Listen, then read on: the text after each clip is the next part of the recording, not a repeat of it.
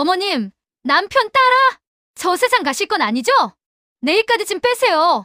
장례식 사흘째 새벽 남편의 영정 앞에 무릎 꿇고 있던 70세 시어머니에게 며느리가 던진 충격적인 독설이었습니다. 검은 원피스에 명품 구두를 신은 며느리는 차갑게 반지하 원룸 전단지를 내밀며 유언장을 들이댔죠. 아파트는 전부 아들 명의로 상속되었고 시어머니 몫은 겨우 2,300만 원뿐이라는 겁니다. 40년간 한 집에서 살았던 시어머니를 하루아침에 길거리로 내쫓는 잔인한 며느리의 모습에 아들은 우물쭈물할 뿐 한마디도 못했습니다. 그런데 장례가 끝나고 반지하로 쫓겨났어야 할 노모가 향한 곳은 강남 최고층 엘리시움 타워 펜트하우스였습니다. 등기부에 선명히 찍힌 이름 박말순 무려 273억 자산가의 정체가 드러나는 순간 며느리의 얼굴은 경악으로 일그러집니다. 이번 영상에서는 쫓겨난 줄 알았던 시어머니의 충격적인 복수극에 대해서 들려드리겠습니다. 본격적인 이야기를 시작하기 전에 잠시 제 마음을 전하고 싶습니다. 구독과 좋아요는 제게 정말 큰 힘이 됩니다. 지금 어디서 시청하고 계신지 댓글로 남겨주시면 답글로 인사드리겠습니다. 장례식장 빈소는 새벽 4시가 되자 적막했습니다. 3일째 밤을 지새운 박말순은 영정 사진 앞에 무릎을 꿇고 앉아 있었죠. 70평생 함께했던 남편의 마지막 얼굴을 바라보는 그녀의 눈가엔 눈물 한 방울 없었습니다. 그저 텅 빈 눈동자만이 촛불에 흔들렸어요. 발소리가 빈소의 정적을 깼습니다. 검은 원피스에 높은 굿구두를 신은 며느리 선아리가 들어왔죠. 35의 나이답지 않게 차가운 표정이었습니다. 그녀의 손에는 갈색 서류 봉투가 들려 있었어요. 어머님, 이거 보셔야 할 것 같아서요. 선아리의 목소리는 날카로웠습니다. 공증된 유언장을 말순 앞에 내밀었죠. 종이를 펼치자 남편의 도장이 선명하게 찍혀 있었습니다. 강남 아파트 전체는 아들 박도연에게, 말순에게는 예금 2,300만 원만 남겨졌다는 내용이었어요. 그리고 이것도요. 어머님 연세에 맞는 곳 찾아봤어요. 반지하지만 깨끗하대요. 선아리가 내민 부동산 전단지에는 보증금 500, 월세 30만 원이라는 글자가 적혀 있었습니다. 말순의 손이 미세하게 떨렸지만 표정은 여전히 무덤덤했죠. 내일까지 짐 정리하시고 나가주세요. 애도 학원 다녀야 하고 집도 정리해야 해서요. 아들 도연이 뒤늦게 들어왔습니다. 38배 나이에도 여전히 우유부단한 표정이었죠. 여보, 그래도 어머니한테 너무 급하게. 당신은 가만히 있어. 아버님이 정하신 거잖아. 어머님도 이해하실 거야. 그렇죠? 선아리의 눈빛이 시어머니를 압박했습니다. 말순은 천천히 고개를 들었어요. 주름진 얼굴에 아무런 감정도 보이지 않았죠. 알았어요. 단 2글자. 그게 전부였습니다. 선아리의 입꼬리가 살짝 올라갔어요. 그때 문이 열리며 정장 차림의 중년 남자가 들어왔습니다. 대학 동기라는 정가람 변호사였죠. 그는 영정 앞에 절을 한 뒤 말순에게 다가왔어요. 어머니, 많이 힘드시죠? 그런데 혹시 재산 정리는 잘 되셨나요? 가람이 선아리를 흘끔 보며 말을 이었습니다. 요즘 성년후견 제도 악용하는 사례가 많아서요. 특히 자식들이 부모 재산 빼앗으려고. 물론 여기는 아니겠지만요. 선아리의 얼굴이 굳었습니다. 가람은 명함을 말순에게 건넸죠. 필요하시면 언제든 연락 주세요. 어머니 같은 분들 도와드리는 게 제 일이니까요. 그가 떠나고 빈소는 다시 정적에 잠겼습니다. 선아리가 도연의 팔을 잡아 끌었어요. 가자. 어머님도 정리하실 시간 필요하실 거야. 문이 닫히고 말순은 다시 홀로 남았습니다. 영정 사진을 바라보던 그녀가 작게 중얼거렸죠. 여보, 이제 시작이네요. 새벽 햇살이 셔터 틈으로 들어오기 시작했습니다. 긴 밤이 끝나고 있었어요.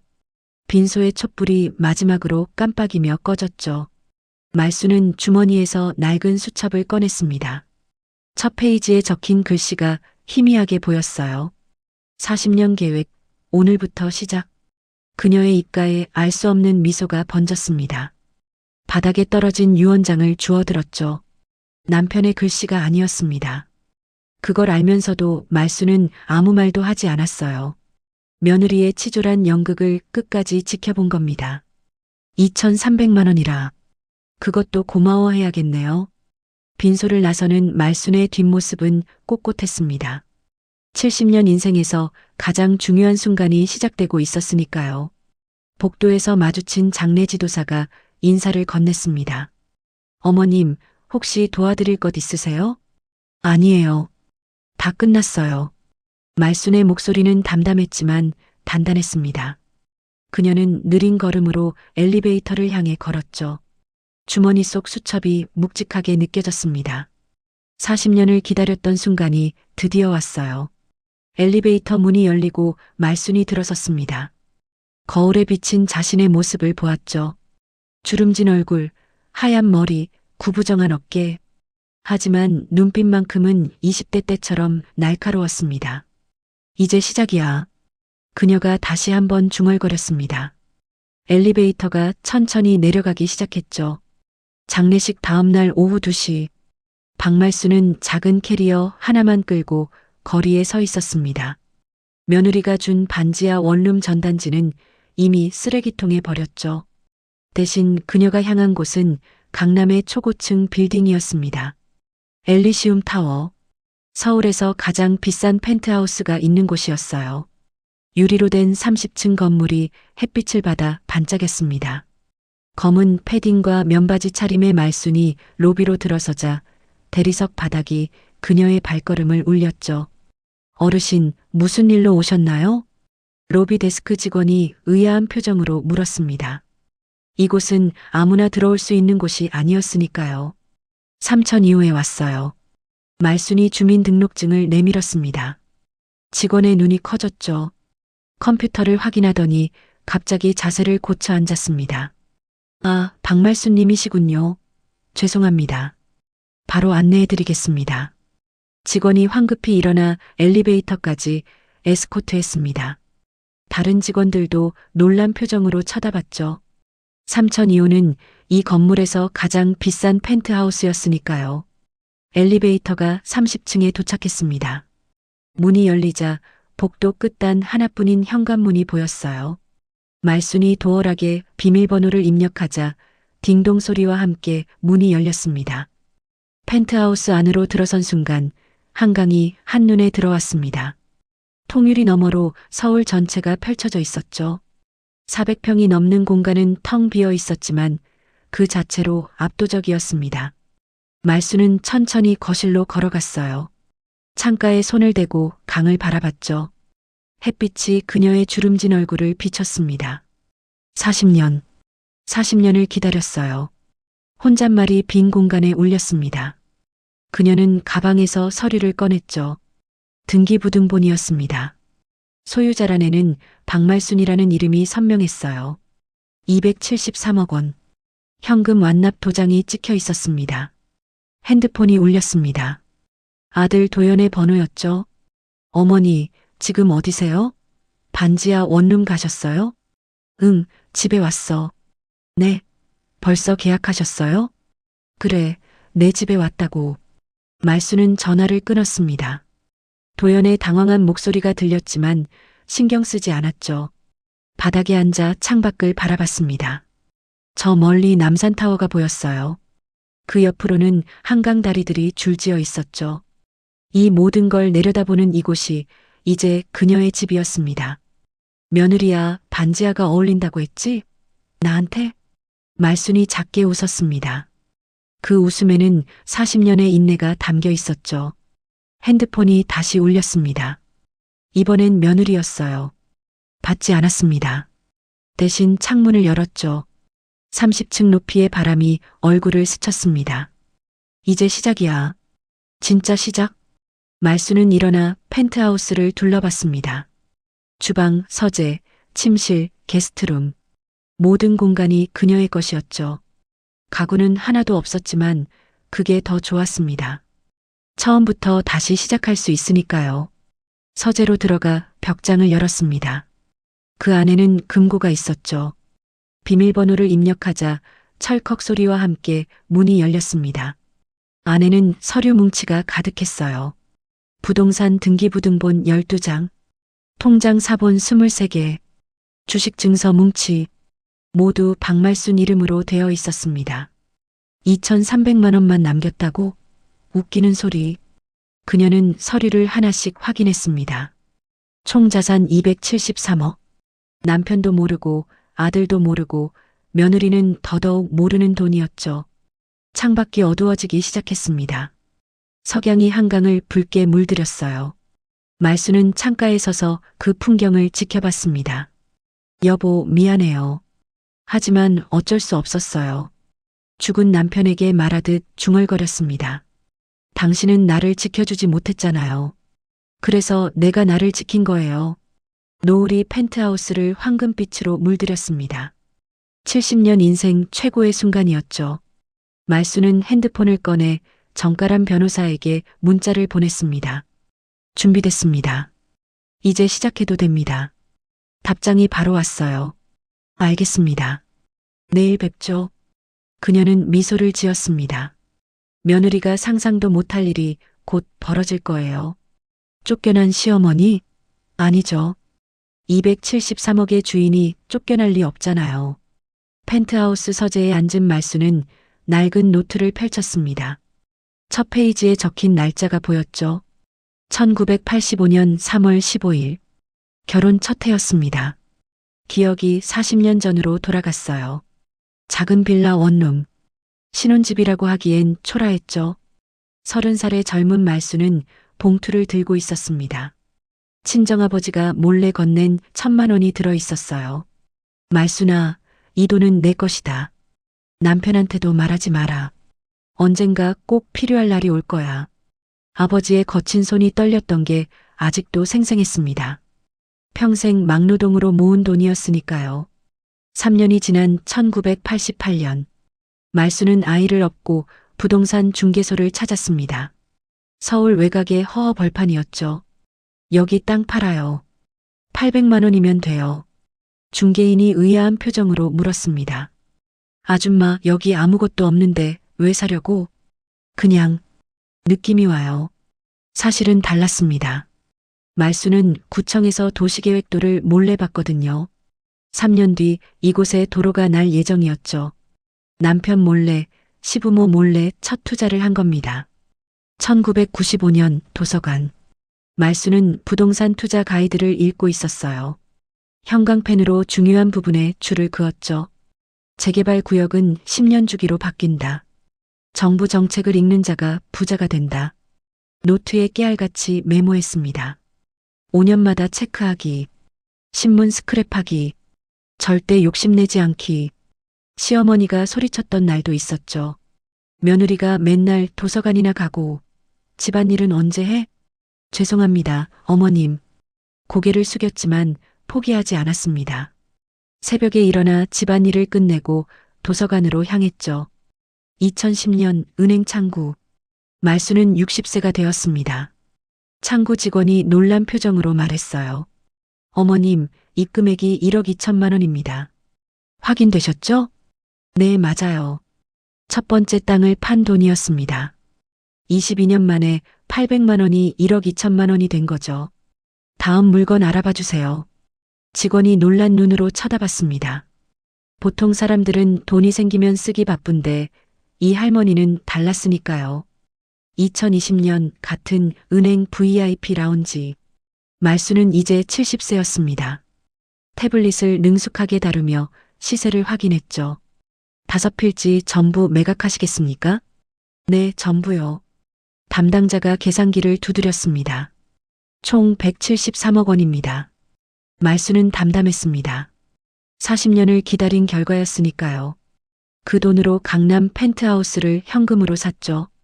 나머지는 다른 투자처에 분산했습니다. 남편은 끝까지 몰랐어요. 가끔 물었죠. 당신 맨날 도서관 가는데 뭐하러 가? 그냥 책 읽으러요. 나이 먹어서 무슨 공부야. 남편은 코웃음 쳤습니다. 말수는 대답하지 않았죠. 설명해도 이해 못할 사람이었으니까요. 시부모가 돌아가신 날 유산은 전부 시동생들이 가져갔습니다. 며느리인 말순에겐 한 푼도 없었죠. 남편도 당연하다는 듯 넘어갔어요. 어차피 우리 거나 마찬가지야. 그날 밤 말순은 일기에 썼습니다. 내 것은 내가 지킨다. 누구도 믿지 않는다. 현재로 돌아왔습니다. 펜트하우스 서재에서 말수는 노트를 덮었어요. 40년의 기록이 빼곡했죠. 신문 스크랩, 메모, 계산, 등기부등본 사본. 준비하고 참고 기다렸어요. 창밖에 야경이 반짝였습니다. 273억이라는 숫자가 노트 마지막 장에 선명했죠. 핸드폰이 울렸습니다. 며느리였어요. 어머님, 지금 어디 계세요? 도대체 무슨 짓이에요? 무슨 짓이라니? 난 내 집에 있는 것뿐이야.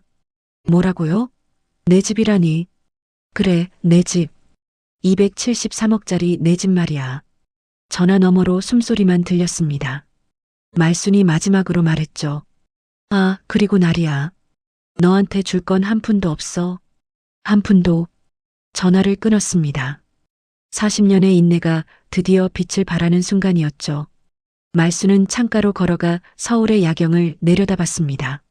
저 아래 어딘가에서 며느리가 발을 동동 구르고 있겠죠. 친정아버지, 고맙습니다. 하늘을 올려다보며 중얼거렸습니다. 1,000만 원이 273억이 되기까지 그 씨앗을 심어준 아버지께 감사했어요. 이제 진짜 시작입니다. 숨겨왔던 모든 것을 드러낼 시간이죠. 장례식 2주 후 지역 방송국 스튜디오. 조명이 환하게 켜진 무대에 박말순이 앉아 있었습니다. 시니어 투자 성공기라는 프로그램이었죠. MC가 밝은 표정으로 질문을 시작했어요. 오늘은 70세에 273억 자산가가 되신 박말순님을 모셨습니다. 어떻게 이런 기적을 이루셨나요? 말순은 담담하게 대답했습니다. 기적이 아니에요. 그냥 10년 단위로 보고 신문 읽고 기다렸을 뿐입니다. 와, 정말 대단하시네요. 가족들의 응원이 컸겠죠? MC의 질문에 말순이 잠시 멈췄습니다. 스튜디오가 조용해졌어요. 아니요. 처음부터 끝까지 혼자였어요. MC가 당황한 표정을 지었습니다. 대본에 없던 대답이었으니까요. 아, 그러셨군요. 그래도 이제는 가족들이 자랑스러워 하겠네요. 글쎄요. 그들은 제가 2,300만 원만 가진 줄 아니까요. PD가 황급히 손짓했지만 말수는 계속했습니다. 며느리는 저를 반지하 원룸으로 내쫓으려 했어요. 장례식 날 바로요. 스튜디오가 술렁였습니다. 생방송이 아니어서 다행이었죠. MC가 어색하게 웃으며 화제를 돌렸어요. 하, 그런 일도 있으셨군요. 그럼 앞으로 계획은요? 이제 제 인생을 살 겁니다. 70년 만에 처음으로요. 같은 시각 박도연의 집 거실. 선아리와 도연이 소파에 앉아 TV를 보고 있었습니다. 평소처럼 채널을 돌리던 선아리가 갑자기 멈췄죠. 저거 어머님 아니야? 화면에 박말순이 크게 나왔습니다.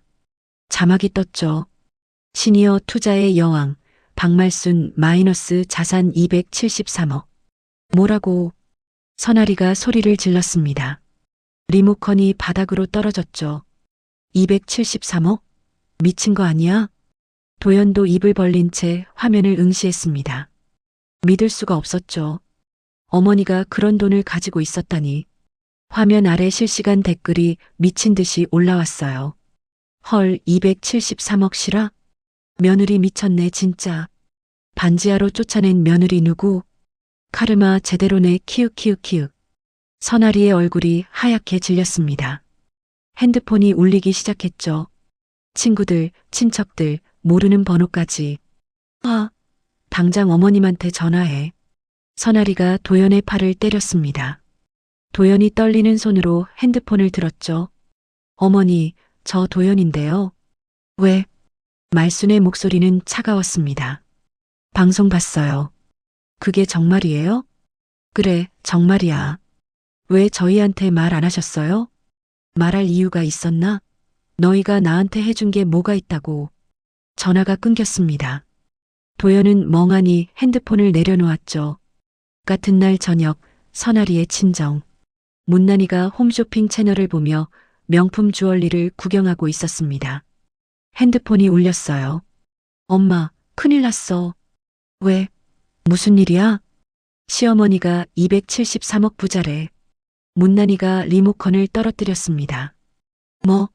그 늙은이가? TV에 나왔어. 지금 난리야. 문난이가 한숨을 푹 쉬었습니다. 아이고, 너는 왜 팔자가 이 모양이니? 그런 시어머니를 두고도 복을 못 받아? 엄마, 지금 그게 중요해? 전생에 무슨 죄를 지었길래? 내일 절에 가서 천도제라도 올려야겠다. 선아리가 짜증내며 전화를 끊었습니다. 문난이는 한숨을 쉬며 다시 홈쇼핑으로 채널을 돌렸죠.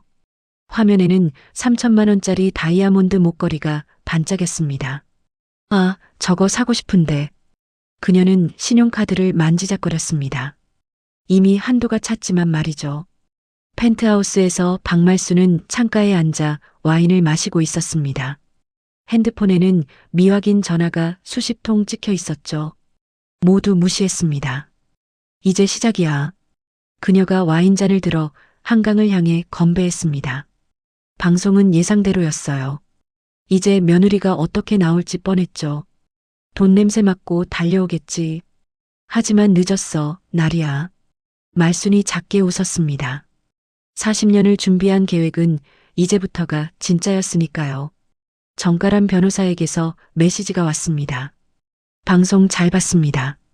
이제 그들이 먼저 움직일 겁니다. 알고 있어요. 준비됐습니다. 말순이 답장을 보냈습니다.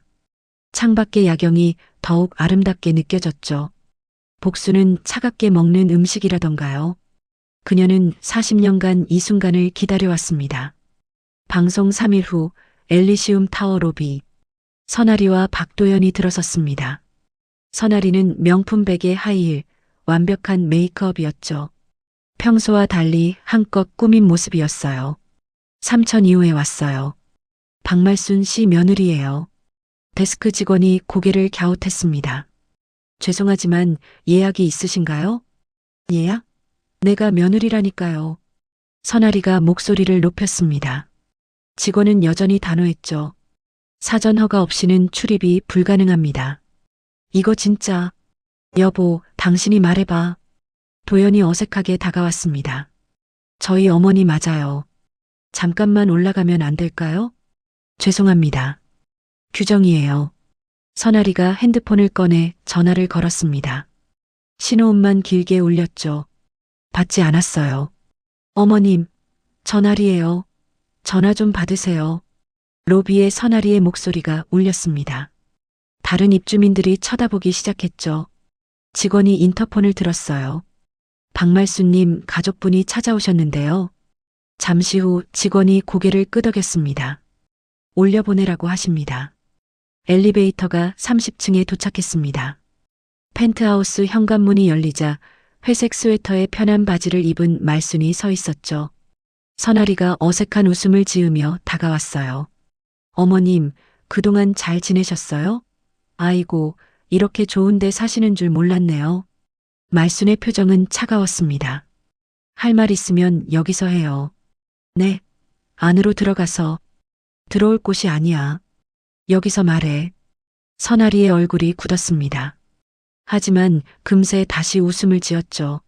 어머님 방송 봤어요. 정말 대단하시더라고요. 저희가 미처 몰랐네요. 그래서 이제라도 같이 살면 어떨까 해서요. 준서도 할머니 보고 싶다고 매일 그래요. 말순이 코웃음을 쳤습니다. 준서? 그 아이가 날 보고 싶다고? 내 얼굴도 제대로 모를 텐데. 어머님, 나리야 그만해. 난 혼자 살 거야. 말순이 아들을 봤습니다. 도연아, 너도 내 인생 살아. 난 이제 간섭 안 할 거야. 도연이 입을 열었습니다. 어머니, 그래도 가족인데. 가족? 장례식 날날 쫓아낸 게 가족이니? 선아리가 목소리를 높였습니다.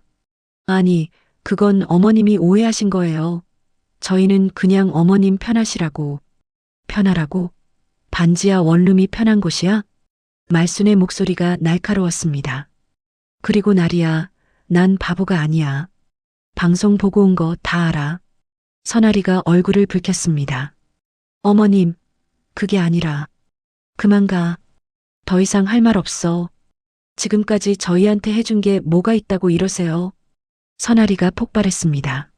말순이 차갑게 쳐다봤죠. 내가 뭘 했다고? 너희한테 받은 것도 없는데? 시어머니로서, 할머니로서 당연히. 당연한 건 없어. 너희가 나한테 당연하게 대했듯이 나도 이제 내 맘대로 할 거야. 말순이 문을 잡았습니다. 아, 그리고 한 가지 더. 유 원장 위조한 거 알아? 증거도 있고. 선아리의 얼굴이 새파랗게 질렸습니다. 뭐라고요? 변호사랑 다 상의했어. 필요하면 고소할 거야. 그러니까 조심해. 쾅! 문이 닫혔습니다. 복도에 남은 선아리의 손이 떨렸어요. 이건 아니잖아. 도연이 아내의 어깨를 잡았습니다. 여보, 일단 가자. 다 당신 때문이야. 당신이 제대로 못해서. 선아리가 도연의 손을 뿌리쳤습니다. 엘리베이터를 타고 내려가는 동안 침묵이 흘렀죠. 펜트하우스 안에서 말순은 창가에 서 있었습니다. 정가람에게 메시지를 보냈어요. 예상대로 왔다 갔습니다. 녹음하셨죠? 네, 전부요. 말순이 핸드폰을 내려놓고 한강을 바라봤습니다. 겨울 햇살이 강물을 반짝이게 했죠. 이제 진짜 시작이야. 그녀의 입가에 미소가 번졌습니다. 40년의 계획은 이제 절반쯤 왔어요. 저녁이 되자 노을이 펜트하우스를 붉게 물들였습니다. 말순은 와인 한 잔을 따르며 생각에 잠겼죠. 며느리의 당황한 표정, 아들의 무력한 모습, 모두 예상했던 대로였습니다. 유 원장 위조까지 했으면서 뻔뻔하기는. 혼잣말이 새어나왔습니다. 이제 그들이 어떻게 나올지 뻔했죠. 돈의 힘은 무서운 것이니까요. 하지만 말순도 준비가 되어 있었습니다. 40년의 준비는 허술하지 않았으니까요. 재접촉 일주일 후 대형 로펌 회의실. 선아리가 검은 정장을 입고 앉아 있었습니다. 맞은편에는 김재훈 변호사가 서류를 검토하고 있었죠. 시어머니를 성년후견 대상으로 만들고 싶어요. 선아리의 목소리는 단호했습니다. 연세가 70이시고 최근 판단력이 많이 떨어지신 것 같아요. 혼자서 273억을 관리하기엔 위험하죠. 김재훈 변호사가 펜을 내려놓았습니다. 의사소견서나 진단서가 있으신가요? 그건 없어요. 하지만 나이도 있고 혼자 사시니까. 부인, 나이만으로는 성년후견이 인정되지 않습니다. 법원이 인정할 만한 명확한 사유가 필요해요. 선아리가 조급해졌습니다. 그럼 어떻게 해야 하죠? 일단 정신건강의학과 검사를 받도록 하세요. 인지능력 저하가 확인되면 진행 가능합니다. 변호사가 명함을 건넸습니다. 이 병원으로 가시면 됩니다. 검사 결과 나오면 다시 연락 주세요. 3일 후 펜트하우스. 박말순에게 등기우편이 도착했습니다. 성년후견 개시 청구 사전 통지서라는 제목이 보였죠. 말순은 봉투를 뜯고 내용을 읽었습니다. 표정 변화는 없었어요. 오히려 예상했다는 듯 고개를 끄덕였죠. 핸드폰을 들어 정가람에게 전화했습니다. 변호사님, 예상대로 성년후견 청구가 들어왔어요. 아, 그렇군요. 걱정 마세요. 검사받고 결과 보내주시면 됩니다. 알겠습니다. 대학병원 정신건강의학과. 박말순이 검사실에 들어갔습니다. 젊은 의사가 미소를 지으며 인사했죠. 어머님, 간단한 검사 몇 가지 하겠습니다. 편하게 대답해 주세요. 네. 오늘이 몇 월 며칠인지 아세요? 2025년 10월 28일이요. 100에서 7을 빼면 93. 다시 7을 빼면 86. 의사가 고개를 끄덕였습니다. 계속해서 단어 기억하기, 도형 그리기, 시계 그리기 등의 검사가 이어졌죠.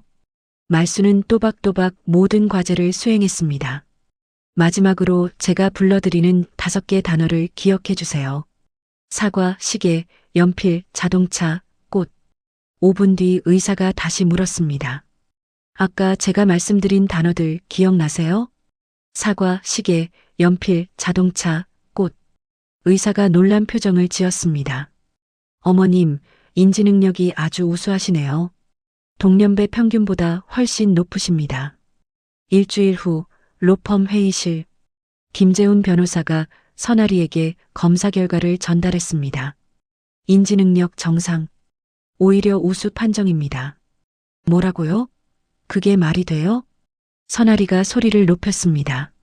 70살이에요. 혼자서 그 많은 돈을 어떻게 관리한다고. 부인, 나이는 숫자일 뿐입니다. 시어머님은 완벽하게 정상이에요. 성년후견은 불가능합니다. 돈 더 드릴게요. 어떻게든 방법을 찾아봐요. 김재훈 변호사가 단호하게 고개를 저었습니다. 법은 감정이 아니라 증거로 움직입니다. 이거는 여기서 끝입니다. 선아리가 서리를 구겼습니다. 손이 떨렸죠. 이럴 수가. 같은 시각, 카페. 박말순과 정가람이 커피를 마시고 있었습니다. 검사 결과 완벽했다고 들었습니다. 축하드려요. 정가람이 웃으며 말했습니다. 당연하죠. 매일 신문 읽고 투자 공부하는데 인지 능력이 떨어질 리 있나요? 그런데 어머니, 이제 먼저 움직이셔야 할 것 같습니다. 무슨 말이죠? 법률은 먼저 쓰는 사람이 이기는 겁니다. 기다리지 마시고 선제적으로 대응하세요. 말순이 고개를 끄덕였습니다. 알겠어요. 이제 제가 먼저 움직일게요. 두 사람이 커피잔을 부딪혔습니다. 짤랑 소리가 카페에 울렸죠. 펜트하우스로 돌아온 말순은 서재에 앉았습니다. 노트북을 열고 파일 하나를 클릭했죠. 증거 수집 목록이라는 제목이 보였습니다. 나리야, 넌 큰 실수를 했어. 나를 치매 환자로 만들려고 하다니. 그녀가 작게 웃었습니다. 화면에는 며느리의 이름과 함께 여러 항목이 정리되어 있었죠. 도장 위조, 통장 해지 시도, 유언장 조작. 이제 내 차례야. 말순이 마우스를 클릭했습니다. 탐정 고용이라는 버튼이 화면에 떴죠. 박도연의 집 거실, 밤 9시. 선아리가 소파에 앉아 구겨진 서류를 응시하고 있었습니다. 인지능력 정상 판정서였죠. 퇴근한 도연이 넥타이를 풀며 들어왔어요. 어떻게 됐어? 실패야. 완전히 실패했어. 선아리가 서류를 던졌습니다. 종이가 바닥에 흩어졌죠. 인지능력이 정상이래. 아니, 오히려 우수하대. 70살 노인이 어떻게. 도연이 한숨을 쉬었습니다. 그럼 어머니가 정말 혼자서 다 하신 거네. 그게 말이 돼? 273억을 혼자서 모았다고? 선아리의 목소리가 날카로워졌습니다. 누군가 도와준 거야. 분명히. 아니면 불법으로 번 돈이거나. 도연은 대답하지 않았습니다. 아내의 눈빛이 무서웠으니까요. 선아리가 핸드폰을 들었습니다. 친정엄마 문난이에게 전화를 걸었죠. 엄마? 응, 나리야. 무슨 일이야? 전화 너머로 홈쇼핑 소리가 들렸습니다. 문난이는 또 주얼리를 보고 있었죠. 엄마, 돈 좀 빌려줄 수 있어? 돈? 얼마나? 1억. 침묵이 흘렀습니다. 아, 너 미쳤어? 1억이 뭔 돈이야? 엄마, 급해. 나중에 갚을게. 나리야, 내가 무슨 은행이니? 그리고 저번에 빌려간 5천만 원도 아직 안 갚았잖아. 선아리가 이를 악물었습니다. 엄마, 내가 엄마한테 뭘 그렇게 많이 받았어? 아니, 나도 먹고 살아야지. 나이 65에 돈이 어디서 나와? 문난이의 목소리도 높아졌습니다. 그 시어머니가 273억이라며? 그 돈 좀 받아내면 되잖아. 그게 쉬우면 내가 왜 엄마한테 전화하겠어. 에휴, 팔자도 더럽게 없어. 그런 시어머니 두고도 고생이야. 선아리가 소리를 질렀습니다. 엄마가 뭔데 내 팔자 타령이야. 뭔데는 내가 네 엄마지. 쾅! 선아리가 전화를 끊었습니다. 핸드폰을 소파에 던졌죠. 도연이 조심스럽게 물었습니다. 장모님한테 왜 돈을? 닥쳐. 다 당신 때문이야. 당신이 무능해서. 선아리가 침실로 들어가며 문을 쾅 닫았습니다. 도연은 혼자 거실에 남았죠. 바닥에 흩어진 서리를 보며 한숨만 나왔습니다. 같은 시각 펜트하우스 서재. 박말순이 노트북 화면을 응시하고 있었습니다. 문난희 채권 현황이라는 파일이 열려 있었죠. 은행 대출 5억, 카드론 2억, 사채 3억, 지인 빚 2억, 총 12억 원. 말순이 마우스를 움직였습니다. 채권 매입 상담 버튼이 보였죠. 난희 씨, 미안하지만 이것도 계획의 일부야. 클릭 소리가 조용한 서재에 울렸습니다. 화면이 전환되며 은행 VIP 전용 페이지가 떴죠. 채권 일괄 매입 신청서. 말순이 키보드를 두드리기 시작했습니다. 채무자 문난희. 매입 희망 금액 12억 원 전액. 딸이 나를 치매로 만들려 했으니 엄마 빚을 사는 건 당연한 거겠지. 그녀가 작게 웃었습니다. 복수는 이제 시작이었어요. 다음 날 아침 문난희의 집. 그녀는 또 홈쇼핑을 보고 있었습니다. 3천만 원짜리 다이아몬드 목걸이가 화면에 반짝였죠. 아, 저거 정말 갖고 싶은데. 신용카드를 만지작거렸습니다. 이미 한도 초과였지만 또 다른 카드를 찾고 있었죠. 이번 달만 버티면 나리가 돈 갚겠지. 그녀는 수화기를 들었습니다. 또 다른 지인에게 돈을 빌리려고 했죠. 여보세요? 난 아니인데. 혹시 급전 좀. 펜트하우스에서 말수는 정가람과 통화 중이었습니다. 채권 매입 절차 시작했습니다. 잘하셨어요. 이제 그쪽에서 먼저 무너질 겁니다. 그래야죠. 며느리가 얼마나 버티나 보려고요. 말순이 창밖을 바라봤습니다. 아침 햇살이 한강을 황금빛으로 물들이고 있었죠. 40년을 참았는데 이제 좀 재미있어지네요. 전화를 끊고 말순은 노트에 한 줄을 적었습니다. 2025년 10월 29일. 문난희 채권 매입 신청 완료. 이제 둘째 막이다. 펜이 놓이는 소리가 고요한 아침을 깨웠습니다. 말순은 일어나 커피를 한 잔 내렸습니다. 진한 향이 서재를 채웠죠. 창가에 서서 아래를 내려다봤습니다. 30층 아래 거리에는 출근하는 사람들이 바쁘게 움직였어요. 모두들 돈 때문에 저렇게 뛰어다니지. 한 모금 마시며 중얼거렸습니다. 나도 40년을 뛰었으니까. 이제는 내가 판을 짤 차례야. 멀리 남산타워가 보였습니다. 그 너머로 서울 전체가 깨어나고 있었죠. 273억의 주인은 이제 게임의 규칙을 바꿀 준비가 되어 있었습니다. 은행 VIP 라운지 오전 10시. 박말순이 가죽 소파에 앉아 있었습니다. 맞은편에는 담당자가 서류를 펼쳐놓고 있었죠. 박말순 고객님, 문난희 씨의 채권 12억 원을 전액 매입하시는 게 맞으신가요? 네, 맞습니다. 말순의 대답은 단호했습니다. 은행 대출 5억, 카드론 2억, 사채 3억, 지인 빚 2억, 총 12억 원 일괄 매입하겠습니다. 담당자가 놀란 표정을 숨기려 애썼습니다. 이런 규모의 개인 채권 매입은 흔치 않은데 혹시 특별한 관계가 있으신지요? 사돈입니다. 며느리 친정어머니예요. 아, 그러시군요. 담당자가 도장을 찍는 곳을 가리켰습니다. 여기 날인해 주시면 됩니다. 오늘부터 문난희 씨의 모든 채권자는 박말순 고객님이 되십니다. 도장이 찍히는 순간 서류에 채권자 박말순이라는 이름이 선명하게 새겨졌습니다. 3일 후 문난희의 집. 초인종이 울렸습니다. 우편 배달원이 등기를 건넸죠. 문난희 씨 맞으시죠? 등기 우편입니다. 난희가 봉투를 뜯었습니다. 채권 양도 통지서라는 제목이 보였죠. 내용을 읽던 그녀의 얼굴이 하얗게 질렸습니다. 뭐? 박말순? 귀하의 채무 12억 원은 2025년 10월 30일부로 박말순 씨에게 양도되었음을 통지합니다. 손이 떨리기 시작했습니다. 즉시 딸에게 전화를 걸었죠. 나리야, 큰일 났어. 왜? 무슨 일이야? 선아리의 짜증 섞인 목소리가 들렸습니다. 내 시어머니가 내 빚을 다 샀대. 뭐라고? 그게 무슨 소리야? 12억? 내 빚 12억을 다 샀다고. 전화 너머로 침묵이 흘렀습니다. 박도연의 집. 선아리가 통지서를 들고 있었습니다. 얼굴이 창백했죠. 이게 가능한 거야? 도연이 서류를 살펴봤습니다. 채권 매입은 합법이야. 하지만 왜 어머니가? 왜긴 왜야? 우리를 조이려고 하는 거지.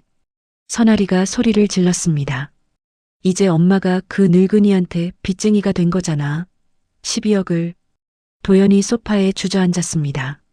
상황이 너무 빠르게 돌아가고 있었죠. 어머니한테 전화해봐. 왜 내가 며느리잖아. 선아리가 핸드폰을 들었다가 내려놓기를 반복했습니다. 무서웠던 거죠. 같은 날 저녁 무당집. 문난이가 상 앞에 앉아 있었습니다. 돼지머리와 과일이 차려져 있었죠. 선생님, 이거 팔자인가요? 왜 저한테 이런 일이? 무당이 방울을 흔들며 말했습니다. 이건 팔자가 아니라 귀신이 붙은 거야. 독한 귀신이. 어떻게 해야 하죠? 큰 굿을 해야 해. 300만 원. 300만 원이요? 난이가 망설였습니다. 이미 빚이 12억인데 300만 원을 더 쓴다는 게. 어서 결정하세요. 귀신은 기다려주지 않아요. 난이가 떨리는 손으로 카드를 꺼냈습니다. 한도 초과지만 다른 카드를 찾았죠. 이걸로 해주세요. 펜트하우스. 박말순이 창가에서 와인을 마시고 있었습니다. 노트북 화면에는 채권 매입 완료라는 문구가 떴죠. 정가람에게서 메시지가 왔습니다. 완벽합니다. 이제 주도권은 어머니께 있어요. 말순이 답장을 보냈습니다. 이제 시작이에요. 천천히 조여갈 겁니다. 한강의 불빛들이 반짝였습니다. 말순이 와인잔을 들어 건배했죠. 나니 씨, 딸을 잘못 키웠어. 이제 그 대가를 치러야지. 와인이 목을 타고 내려갔습니다. 차가웠지만 달콤했죠. 서재로 돌아온 말순은 노트를 펴고 적었습니다. 2025년 10월 30일. 문난이 채권 12억 매입 완료. 이제 권력의 균형이 완전히 바뀌었다. 펜을 내려놓고 그녀는 미소를 지었습니다. 며느리야, 이제 내가 나한테 올 차례야. 무릎 꿇고 말이지. 창밖으로 보름달이 떠올랐습니다. 마치 모든 것을 지켜보는 것처럼 환하게 빛났죠. 70년 인생에서 가장 통쾌한 밤이었습니다. 말순은 핸드폰을 확인했습니다. 부재중 전화가 20통 넘게 찍혀 있었죠. 모두 선아리와 문난이의 번호였습니다. 이제야 정신 차렸구나. 그녀는 전화를 받지 않았습니다. 아직은 때가 아니었으니까요. 먼저 무너뜨려야 했습니다. 완전히 무릎 꿇게 만든 다음에 상대해줄 생각이었죠. 40년을 기다렸는데 며칠 더 기다리는 건 일도 아니지. 말순이 조용히 웃으며 불을 껐습니다. 어둠 속에서도 한강의 불빛들은 계속 반짝였습니다. 채권 매입 2주 후 탐정사무소. 박말순이 가죽 의자에 앉아 있었습니다. 맞은편에는 탐정 이강민이 두꺼운 파일을 펼치고 있었죠. 어머님, 요청하신 조사 결과입니다. 이강민이 첫 번째 사진을 꺼냈습니다. 은행 앞에서 선아리가 도장을 들고 있는 모습이었죠. CCTV 화면을 확대한 것이었습니다. 작년 11월 15일 며느리분이 어머님 명의 통장 해지를 시도했습니다. 도장이 위조된 것으로 보입니다. 말순의 표정은 변하지 않았습니다. 예상했던 일이었으니까요. 증거가 확실한가요? 은행 CCTV, 직원 진술, 도장 감정서 모두 확보했습니다. 두 번째 사진이 나왔습니다. 선아리가 낯선 남자와 카페에서 만나는 장면이었죠. 두 사람이 손을 잡고 있었습니다. 외도 정황입니다. 이 남자와 3개월 전부터 주 2회씩 만나고 있습니다. 누구죠? 김준혁, 38, 헬스 트레이너입니다. 호텔 출입 기록도 있습니다. 말순이 고개를 끄덕였습니다. 세 번째 자료가 나왔죠. 병원 진료 기록이었습니다. 이건 손잡은 팔의 남 멍 사진입니다. 8살 박준서의 팔에 시퍼런 멍이 선명했습니다. 말순의 눈빛이 처음으로 흔들렸어요. 준서가, 우리 준서가 맞나요? 네, 박준서 군입니다. 병원 기록상 넘어져서 다쳤다고 되어 있지만, 하지만 의사 소견은 다릅니다. 타박상 패턴이 넘어진 게 아니라 잡혀서 생긴 것이라고요. 말순의 손이 떨렸습니다. 아들도 며느리도 용서할 수 없지만 손자를 때린 건 절대 용서할 수 없었죠. 더 있습니다. 이강민이 USB를 건넸습니다. CCTV 영상, 통화 녹음, 카드 사용 내역, 모든 증거가 들어 있습니다. 법적으로 충분한 자료입니다. 말순이 USB를 받아들었습니다. 작은 기계 안에 며느리의 모든 악행이 담겨 있었죠. 수고하셨어요. 수임료는 이미 입금되었습니다. 추가 조사가 필요하시면 연락 주세요. 펜트하우스로 돌아온 말순은 노트북에 USB를 꽂았습니다. 파일을 하나씩 열어봤죠. 도장 위조 시도 영상. 선아리가 은행 창구에서 거짓말하는 모습이 선명했습니다. 어머님이 부탁하셨어요. 통장 정리하라고요. 거짓말이었죠. 말순은 그런 부탁을 한 적이 없었으니까요. 외도 증거 사진들. 선아리와 김준혁이 호텔로 들어가는 모습, 카페에서 키스하는 장면, 손잡고 걷는 사진들. 아들아, 내 아내가 이런 여자야. 말순이 한숨을 쉬었습니다. 그래도 가장 충격적인 건 준서의 사진이었죠. 엄마한테 맞았어? 아니에요, 넘어졌어요. 병원 녹음 파일에서 준서의 떨리는 목소리가 들렸습니다. 거짓말하는 아이의 목소리였죠. 말순은 파일을 저장하고 백업했습니다. 그리고 정가람에게 이메일을 보냈죠. 증거자료 송부, 필요시 사용 예정. 같은 시각 박도연의 집. 도연이 아들 준서의 방으로 들어갔습니다. 준서가 책상에서 숙제를 하고 있었죠. 준서야, 아빠랑 얘기 좀 할까? 네, 아빠. 도연이 아들 옆에 앉았습니다. 조심스럽게 팔을 들어 올렸죠. 희미하지만 여전히 멍자국이 남아 있었습니다. 이거 정말 넘어져서 다친 거야? 준서가 눈을 피했습니다. 네, 넘어졌어요. 준서야, 아빠한테는 말해도 돼. 그때 문이 벌컥 열렸습니다. 선아리가 들어왔죠. 뭐해? 애한테 쓸데없는 질문하지 마. 날카로운 목소리에 준서가 움츠러들었습니다. 여보, 그냥 숙제 도와주려고. 당신이 뭘 도와줘? 나가. 선아리의 힐소리가 복도로 멀어졌습니다. 도연은 아들을 꼭 안았죠. 준서야, 아빠가 지켜줄게. 하지만 그 말이 얼마나 무력한지 도연 자신도 알고 있었습니다. 펜트하우스에서 말순은 결심했습니다. 이제 끝낼 때가 됐어. 손자를 구하기 위해서라도 더 이상 기다릴 수 없었죠. 정가람에게 전화를 걸었습니다. 변호사님, 이혼 소송 준비해 주세요. 그리고 아동학대 신고도요. 알겠습니다. 증거는 충분합니다. 말순이 창밖을 바라봤습니다. 어둠이 내린 서울의 야경이 차갑게 빛났죠. 나리야, 이제 내가 무너질 차례야. 증거 수집 3주 후 저녁 7시 강남역 횡단보도에 파란 신호가 켜졌습니다. 박말순이 에코백을 들고 천천히 길을 건너기 시작했죠. 마트에서 장을 본 뒤였습니다. 횡단보도 중간쯤 왔을 때였어요. 검은색 SUV가 미친 듯이 달려왔습니다. 브레이크 소리도 없었죠. 쿵! 둔탁한 충격음과 함께 말순의 몸이 공중으로 튕겨 올랐습니다. 에코백에서 물건들이 쏟아졌어요. 사과, 우유, 빵이 도로 위에 흩어졌죠. 차량은 그대로 도주했습니다.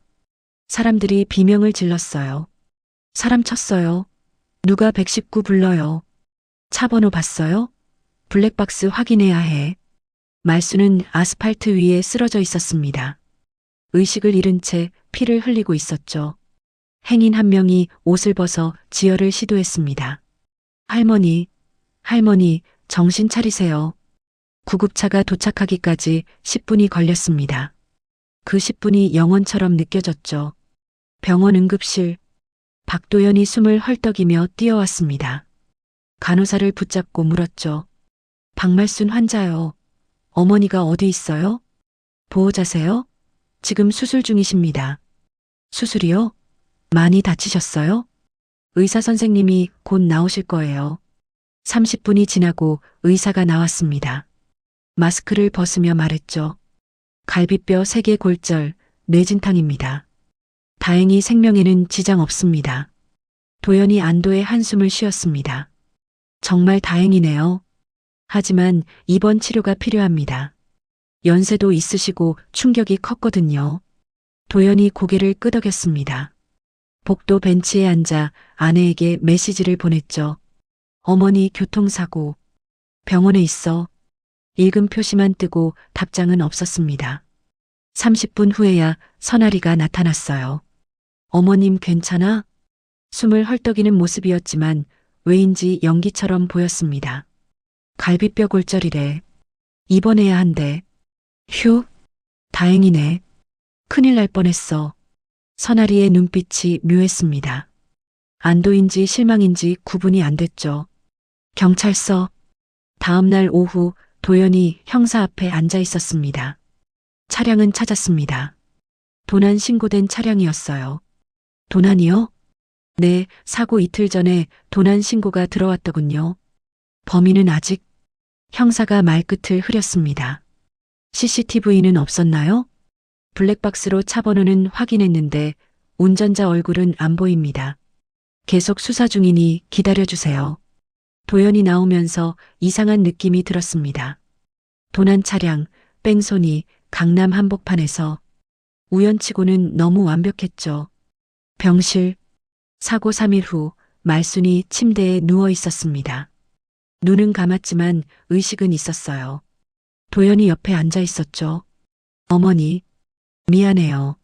말순이 눈을 떴습니다. 뭐가 미안해? 제가 제대로 못 봐서. 내 잘못 아니야. 말순이 아들의 손을 잡았습니다. 차갑고 거친 손이었죠. 도연아, 난 알아. 네.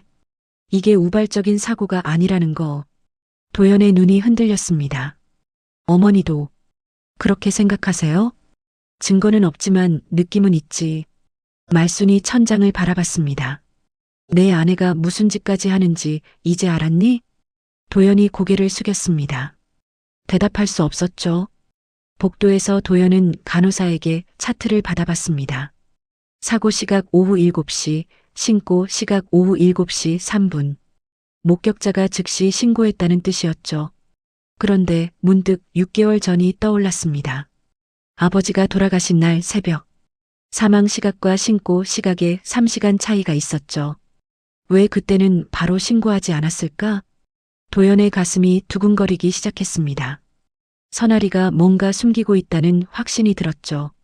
저녁, 집으로 돌아온 도연은 서재로 들어갔습니다. 6개월 전 아버지 사망 기록을 다시 확인했죠. 부검 기록, 사망 진단서, 병원 기록, 사망 추정 시각 오전 3시, 발견 시각 오전 6시, 신고 시각 오전 6시, 3시간의 공백. 그 시간 동안 선아리는 뭘 했을까? 여보, 뭐해? 선아리가 문을 열고 들어왔습니다. 도연이 급히 서류를 덮었죠. 아, 그냥 회사 일. 선아리의 눈빛이 날카로웠습니다. 병원에는 안 가? 내일 갈게. 선아리가 나가고 도연은 다시 서류를 펼쳤습니다. 그리고 핸드폰으로 어머니에게 문자를 보냈죠. 어머니, 아버지 돌아가신 날. 이상한 점 없었어요? 답장이 왔습니다. 내일 병원에서 얘기하자. 도연은 불안한 마음으로 서류를 치웠습니다. 진실이 무엇이든 이제는 알아야 할 때였죠. 사고 3일 후 병원 입원실. 박말순이 침대에 누워 있었습니다. 갈비뼈에 깁스를 하고 있었지만 의식은 또렷했죠. 박도연이 과일을 깎으며 옆에 앉아 있었어요. 어머니, 많이 아프세요? 괜찮아. 이 정도는 아무것도 아니야. 도연이 망설이다가 입을 열었습니다. 어머니, 어제 문자 보신 거. 말순이 아들을 바라봤습니다. 눈빛이 깊었죠. 아버지 돌아가신 날 말이지? 네. 그날 새벽. 뭔가 이상했어요. 말순이 천천히 몸을 일으켰습니다. 도연이 베개를 받쳐줬죠. 도연아, 사실 나도 알고 있었어. 네. 내 아버지 사망 시각이 오전 3시인데 신고는 6시에 했다는 거. 도연의 손이 떨렸습니다. 사과 껍질이 바닥으로 떨어졌죠. 그럼 어머니도 의심하셨어요? 의심이 아니라 확신이야. 선아리가 3시간 동안 뭔가를 했어. 왜? 왜 아무 말씀 안 하셨어요? 말순이 한숨을 쉬었습니다. 증거가 없었어.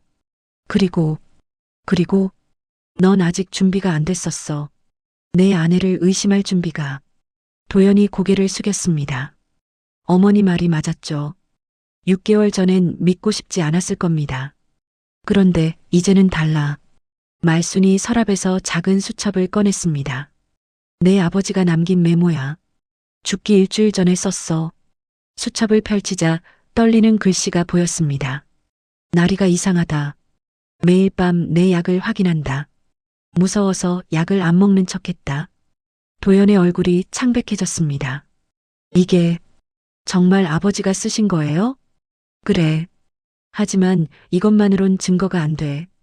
추측일 뿐이니까. 복도에서 발소리가 들렸습니다. 선아리였죠. 문이 열리고 그녀가 들어왔어요. 어머님, 좀 어떠세요? 가식적인 미소를 지으며 다가왔습니다. 손에는 비싼 과일 바구니가 들려 있었죠. 괜찮아. 걱정 안 해도 돼. 말순의 목소리는 차가웠습니다. 그래도 걱정되잖아요. 연세도 있으신데. 선아리가 도연을 봤습니다. 여보, 회사는? 계속 여기 있을 거야? 응, 오늘은 쉬려고. 에휴, 어머님도 쉬셔야 하는데. 선아리의 눈빛이 날카로워졌습니다. 뭔가 계산하는 눈이었죠. 저녁이 되어 집으로 돌아온 도연은 서재에 틀어박혔습니다. 6개월 전 기록을 다시 살펴봤죠. 병원 기록을 자세히 보니 이상한 점이 있었습니다. 아버지의 심장약이 평소보다 2배 처방되어 있었어요. 왜 갑자기 용량을 늘렸지? 의사 소견란을 확인했습니다. 환자 요청이라고 적혀 있었죠. 하지만 아버지는 약을 싫어하는 분이었어요. 핸드폰이 울렸습니다. 병원에서 온 문자였죠. 보호자님, 환자분이 급히 찾으십니다. 도연이 다시 병원으로 달려갔습니다. 말순이 창백한 얼굴로 그를 기다리고 있었죠. 도연아, 아까 선아리가 왔다 간 후에 이상한 걸 발견했어. 뭔데요? 말순이 물컵을 들어 보였습니다. 이 물에서 이상한 맛이 나. 쓴맛이야. 도연이 물컵을 받아 냄새를 맡았습니다. 희미하게 약품 냄새가 났죠. 이거 혹시? 그래. 누군가 약을 탔어. 간호사는 안 왔어. 선아리만 왔다 갔지. 도연의 손이 떨렸습니다. 설마 했던 의심이 확신으로 변했죠. 어머니, 이거 검사 맡겨야 해요. 이미 샘플 채취했어. 정가람 변호사가 와서 가져갔어. 말순이 아들의 손을 잡았습니다. 도연아, 이제 선택해야 해. 계속 눈 감고 살 건지 아니면 진실을 마주할 건지. 도연이 주먹을 꽉 쥐었습니다. 알겠어요, 어머니. 이제 눈 뜨겠습니다. 그리고 한 가지 더. 준서를 지켜야 해. 준서를요? 그 아이도 위험해. 선아리는 무슨 짓이든 할 여자야. 밖에서 발소리가 들렸습니다. 간호사가 회진을 도는 소리였죠. 도연이 일어났습니다. 어머니, 제가 지킬게요. 이제는 정말 지킬게요. 병실을 나온 도연은 복도에서 핸드폰을 꺼냈습니다. 정가람 변호사에게 전화를 걸었죠. 변호사님, 저 박도연입니다. 이혼 소송 준비해 주세요. 사고 2주 후 병원 입원실. 박말순이 침대에 앉아 있었습니다. 깁스는 아직 있었지만 얼굴색은 많이 좋아졌죠. 도연이 가방에서 서류 봉투를 꺼냈어요. 어머니, 이거 보셔야 할 것 같아서요. 봉투를 열자 사진들이 쏟아졌습니다. 탐정이 찍은 증거 사진들이었죠. 이건 제가 탐정한테 받은 거예요. 첫 번째 사진. 선아리가 도장을 위조하는 CCTV 화면이었습니다. 작년에 어머니 통장 해지하려고 했더라고요. 두 번째 사진. 선아리와 낯선 남자가 호텔로 들어가는 모습이었죠. 외도예요. 3달째 만나고 있대요. 말수는 담담하게 사진을 보았습니다. 이미 알고 있던 내용이었으니까요. 3번째 사진을 도연히 꺼내려다 멈췄습니다. 준서의 멍든 팔 사진이었죠. 이건 준서 팔이지? 말순이 먼저 말했습니다. 어머니도 아셨어요? 봤어. 그리고 확인했지. 선아리가 때린 거야. 도연의 손이 떨렸습니다. 분노가 치밀어 올랐죠. 제 아들을, 그 여자가 제 아들을. 도연아, 진정해. 이제 뭘 해야 하는지 알지? 도연이 고개를 끄덕였습니다. 이혼할 거예요. 그리고 준서는 제가 키울 거예요. 잘 생각했어. 말순이 아들의 손을 잡았습니다. 늦었지만 이제라도 정신 차린 게 다행이야. 펜트하우스. 회복한 말순이 정가람 변호사와 마주 앉아 있었습니다. 테이블 위에는 서류가 가득했죠. 이혼 소송 준비 완료했습니다. 증거도 충분하고요. 정가람이 서류를 하나씩 설명했습니다. 도장 위조, 외도, 아동학대. 이것만으로도 이혼 사유는 충분합니다. 그리고 하나 더 있어요. 말순이 물컵 검사 결과를 건넸습니다. 수면제 성분이 검출됐어요. 치사량은 아니지만 정가람의 표정이 굳어졌습니다. 이건 살인 미수까지 가능합니다. 그리고 이것도요. 말순이 또 다른 서류를 꺼냈습니다. 6개월 전 남편 사망 기록이었죠. 제 남편 죽음도 수상해요. 사망과 신고 시각에 3시간 차이가 있어요. 이것도 조사해 보겠습니다. 정가람이 서류를 정리하며 물었습니다. 그런데 사고건은요? 교통사고 말입니다. 그것도 조사 중이에요. 곧 결과가 나올 거예요. 말순이 창밖을 바라봤습니다. 한강이 햇빛에 반짝였죠. 40년을 참았는데 이제 끝이 보여요. 박도연의 집. 도연이 서재에서 이혼 서류를 작성하고 있었습니다. 그때 문이 열렸죠. 선아리였습니다. 뭐해? 회사 일. 도연이 서류를 가렸습니다. 선아리가 다가왔죠. 요즘 이상해. 나한테 뭐 숨기는 거 있어? 없어. 거짓말하지 마. 어머님이랑 뭔가 꾸미는 거지? 선아리의 목소리가 날카로워졌습니다. 그 늙은이가 뭐라고 했어? 내 흉을 봤지? 도연이 일어섰습니다. 더 이상 참을 수 없었죠. 늙은이라고? 내 어머니야. 어머니? 273억 가진 주제에 우리한테 한 푼도 안 주는 게 어머니야? 넌 돈만 보이니? 사람은 안 보이고? 선아리가 비웃었습니다. 위선 떨지 마. 너도 그 돈 탐나잖아. 아니야. 난 어머니가 더 중요해. 도연이 서류를 꺼냈습니다. 이혼 서류였죠. 이혼하자. 선아리의 얼굴이 굳었습니다. 뭐? 지금 정신이 있어? 정신 차렸어. 이제야. 너. 감히 나한테? 선아리가 손을 들었습니다. 도연의 뺨을 때리려는 순간 도연이 손목을 잡았죠. 그만해. 준서는 내가 데리고 갈 거야. 뭐라고? 내 아들인데? 내가 때린 아들이지. 증거 다 있어. 선아리의 얼굴이 창백해졌습니다. 너 조사했어? 그래. 다 알아. 도장 위조한 것도, 외도한 것도, 준서 때린 것도. 도연이 문을 향해 걸어갔습니다. 법원에서 보자. 문이 닫히고 선아리는 혼자 남았습니다. 다리에 힘이 풀려 바닥에 주저앉았죠.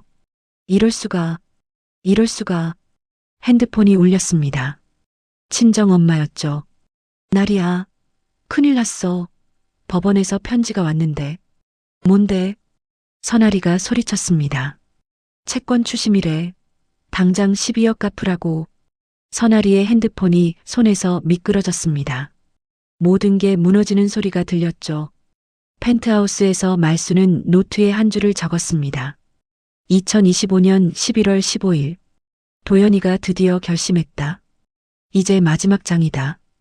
회복 3주 후 탐정사무소. 박도연과 정가람 변호사가 나란히 앉아 있었습니다. 탐정 이강민이 새로운 파일을 꺼냈죠.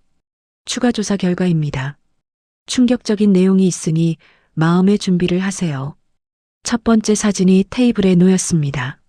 선아리가 낯선 남자와 카페에서 만나는 장면이었죠.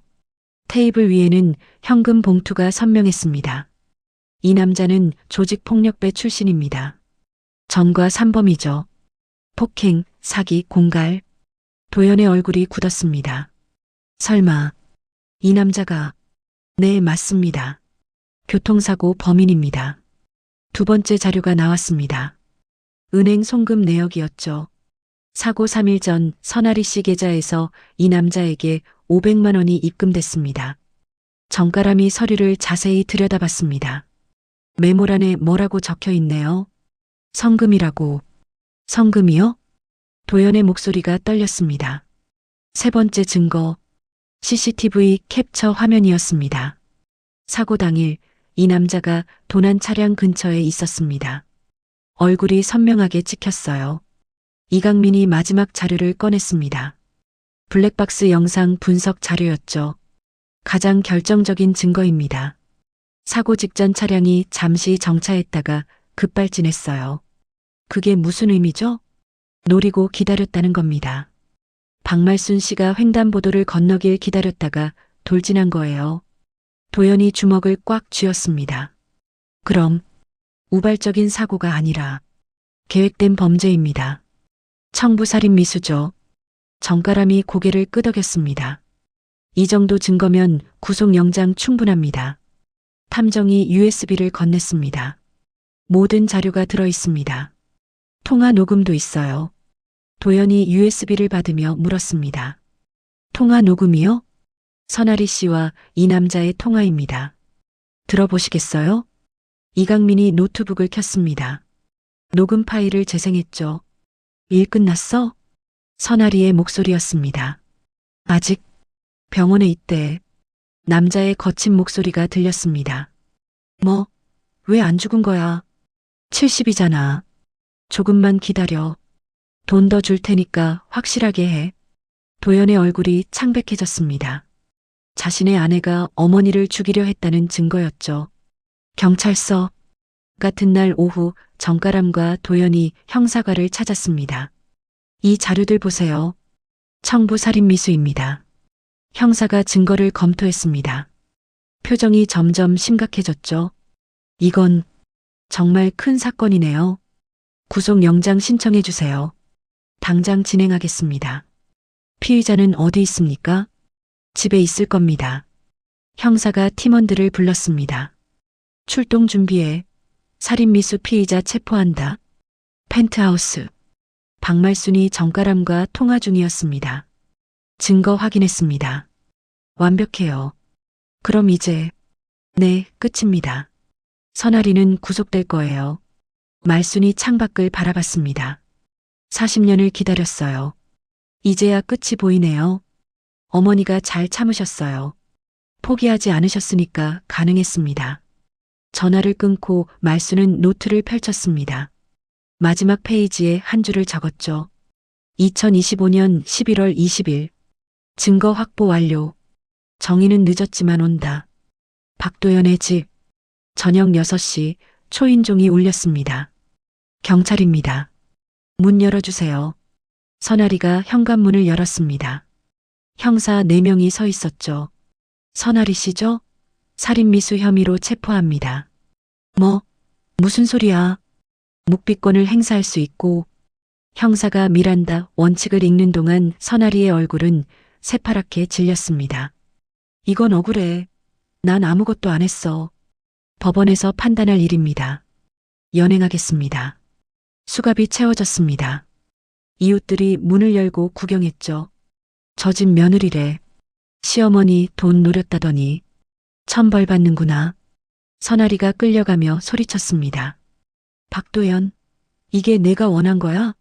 내 아내를 감옥에 보내는 게? 도연이 준서를 안고 나왔습니다.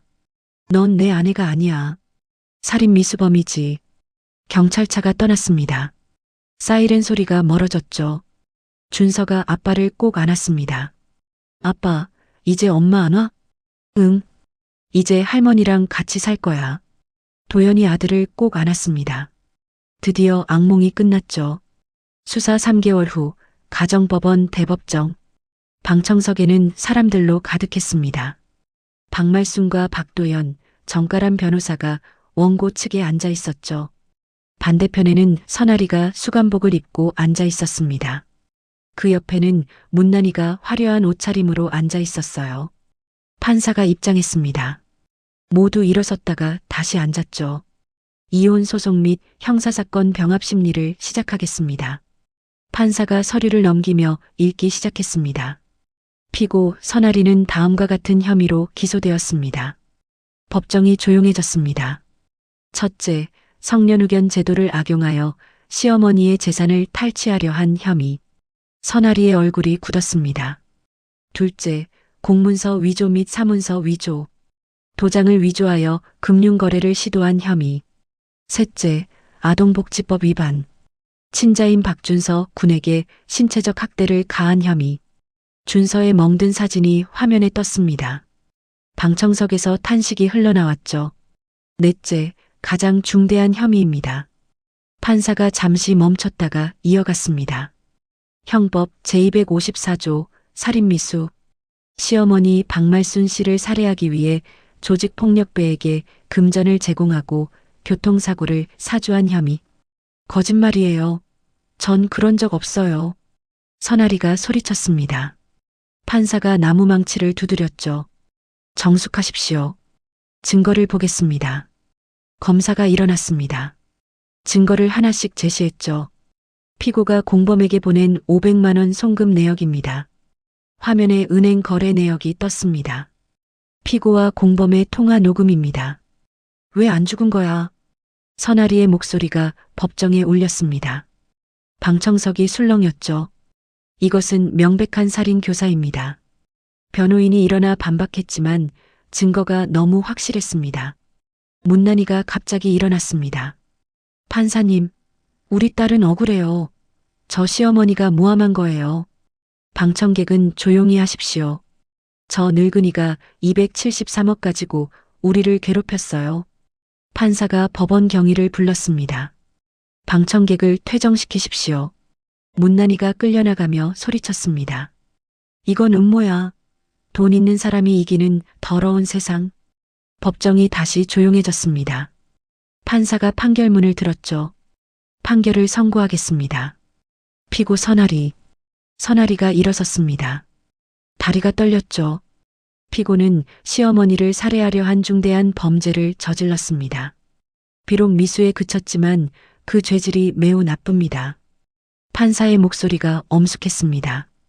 또한 어린 자녀를 학대하고 남편을 속이며 불륜을 저질렀습니다. 따라서 피고에게 징역 7년을 선고합니다. 망치 소리가 울렸습니다. 아울러 이혼을 인정하며 친권과 양육권은 원고 박도연에게 부여합니다. 선아리가 무릎을 꿇었습니다. 안 돼. 이럴 수 없어. 법원 경위들이 선아리를 일으켜 세웠습니다. 수갑 소리가 차갑게 울렸죠. 정가람이 말순에게 조용히 말했습니다. 이겼습니다, 어머니. 아니에요. 이긴 게 아니라 정의가 바로 선 거예요. 법정을 나오며 도연이 어머니에게 말했습니다. 어머니, 고생 많으셨어요. 이제 시작이야. 준서 잘 키워야지. 햇빛이 법원 계단을 비쳤습니다. 기자들이 몰려왔죠. 273억 자산가 시어머니 살인미수 사건. 한 말씀 해주세요. 말순이 마이크 앞에 섰습니다. 돈이 전부가 아닙니다. 사람이 먼저예요. 그녀는 더 이상 말하지 않고 걸어갔습니다. 복도 끝에서 문난이가 바닥에 주저앉아 있었습니다. 12억. 내 빚 12억을 어떻게 갚아? 그녀의 명품 가방이 바닥에 떨어져 있었죠. 이제는 그것마저 압류당할 처지였습니다. 팔자야. 다 팔자야. 아무도 그녀를 위로하지 않았습니다. 스스로 뿌린 씨앗이었으니까요. 저녁, 펜트하우스. 말순이 창가에 서 있었습니다. 노을이 한강을 붉게 물들이고 있었죠. 여보, 이제 끝났어요. 우리 아들이 자유로워졌어요. 죽은 남편에게 말하듯 중얼거렸습니다. 당신은 못 지켜줬지만 난 지켰어요. 우리 아들과 손자를. 한강의 불빛들이 하나둘 켜지기 시작했습니다. 긴 전쟁이 끝났죠. 판결 1년 후 봄날의 한강공원. 박말순이 벤치에 앉아 따스한 햇살을 받고 있었습니다. 옆에서는 손자 준서가 자전거를 타고 있었죠. 9살이 된 준서의 얼굴엔 웃음이 가득했어요. 할머니, 나 혼자서도 탈 수 있어요. 그래, 우리 준서 잘한다. 말순이 손을 흔들며 응원했습니다. 준서의 팔엔 더 이상 멍이 없었죠. 건강하고 행복한 아이의 모습이었습니다. 박도연이 커피 2잔을 들고 돌아왔습니다. 어머니, 따뜻한 거 드세요. 고맙다. 도연이 어머니 옆에 앉았습니다. 두 사람은 한강을 바라봤죠. 봄바람에 벚꽃잎이 날렸어요. 어머니, 요즘 어떠세요? 좋지. 오랜만에 편해. 그동안 정말 고생 많으셨어요. 말순이 아들을 봤습니다. 1년 사이 많이 성숙해진 얼굴이었죠. 너도 고생했어. 늦게나마 정신 차려서 다행이야. 제가 진작 알았어야 했는데. 아니야. 자기 속도로 배운 거야. 그걸로 충분해. 준서가 자전거를 세우고 달려왔습니다. 할머니, 이제 할머니랑 계속 살 수 있는 거죠? 그럼, 우리 준서랑 계속 같이 살 거야. 말순이 손자를 안았습니다. 작고 따뜻한 몸이 품에 안겼죠. 할머니 사랑해요. 할머니도 준서 사랑해. 도연이 미소를 지으며 두 사람을 바라봤습니다. 이제야 진짜 가족이 된 것 같았죠. 어머니, 궁금한 게 있어요. 뭔데? 어떻게 40년 동안 혼자 그 많은 돈을 모으셨어요? 정말 대단하세요. 말순이 먼 곳을 바라봤습니다. 돈이 목적은 아니었어. 그저 나를 지키고 싶었을 뿐이야. 나를 지킨다고요? 여자로, 며느리로, 엄마로 살면서 나라는 사람은 없었거든. 그래서 조금씩, 아주 조금씩 나를 만들어간 거야. 도연이 고개를 끄덕였습니다. 이제 이해가 돼요. 그리고 알았지. 돈은 수단일 뿐이라는 걸. 진짜 중요한 건 사람이야. 준서가 다시 자전거를 타러 갔습니다. 할머니와 아빠가 지켜보는 가운데 신나게 페달을 밟았죠. 저녁이 되어 펜트하우스로 돌아왔습니다. 말수는 서재로 들어갔죠. 40년 동안 써온 노트를 꺼냈습니다. 첫 페이지, 1985년 3월 15일, 첫 투자 800만 원. 마지막 페이지, 2025년 11월 20일, 총 자산 273억. 그 아래 새로운 글을 적었습니다. 2026년 3월 20일, 이제 내 인생 시작. 노트를 덮고 창가로 걸어갔습니다. 한강이 석양에 반짝였죠. 준비하고 참고 기다렸습니다. 혼잣말이 창문에 부딪혀 울렸습니다. 그리고 이제 살아갑니다. 핸드폰이 울렸습니다. 정가람 변호사였죠. 어머니, 잘 지내시죠? 네, 덕분에요. 선아리 씨 항소 기각됐습니다. 7년 확정이에요. 그렇군요. 문난희 씨는 파산 신청했고요. 예상했어요. 말수는 담담했습니다. 복수가 목적이 아니었으니까요. 그저 정의가 바로 서길 원했을 뿐이었죠. 전화를 끊고 다시 창밖을 봤습니다. 어둠이 내리고 있었지만 말순의 표정은 밝았어요. 거실로 나가니 도영과 준서가 저녁을 준비하고 있었습니다. 할머니, 저도 요리 도왔어요. 그래, 우리 준서가 요리사가 됐네. 세 사람이 식탁에 둘러앉았습니다. 따뜻한 된장찌개 냄새가 퍼졌죠. 할머니, 오래오래 건강하세요. 도연이 말했습니다. 우리랑 오래오래 같이 살아요. 준서도 거들었죠. 말순이 웃었습니다. 71년 인생에서 가장 행복한 순간이었어요. 창밖으로 보름달이 떠올랐습니다. 한강 위에 달빛이 길게 누웠죠. 40년을 기다렸습니다. 돈을 위해서가 아니라 이 순간을 위해서였어요. 진짜 가족과 함께하는 평범한 저녁 식사. 그게 그녀가 진짜 원했던 전부였습니다. 자, 먹자. 따뜻한 밥상에서 웃음소리가 퍼졌습니다. 펜트하우스의 불빛이 한강에 반짝였죠. 기다림은 끝났고 진짜 삶이 시작되었습니다. 말수는 식사를 마치고 일기를 썼습니다. 오늘은 준서가 자전거를 혼자 탔다. 도연이가 커피를 사왔다. 같이 저녁을 먹었다. 평범한 하루였다. 하지만 내 인생에서 가장 소중한 하루였다. 펜을 내려놓고 생각했습니다. 40년의 인내가 헛되지 않았다고. 돈이 아니라 가족을 지킨 것이 진짜 승리였다고. 창밖의 서울은 여전히 불빛으로 가득했습니다. 하지만 이제 그 불빛들이 차갑지 않았어요. 따뜻했습니다. 집이 있고 가족이 있으니까요. 오늘의 이야기 어떠셨나요? 댓글에서 자유롭게 이야기해 주세요. 다음번에도 재밌는 이야기로 돌아오겠습니다. 나를 위한 이야기였습니다. 감사합니다.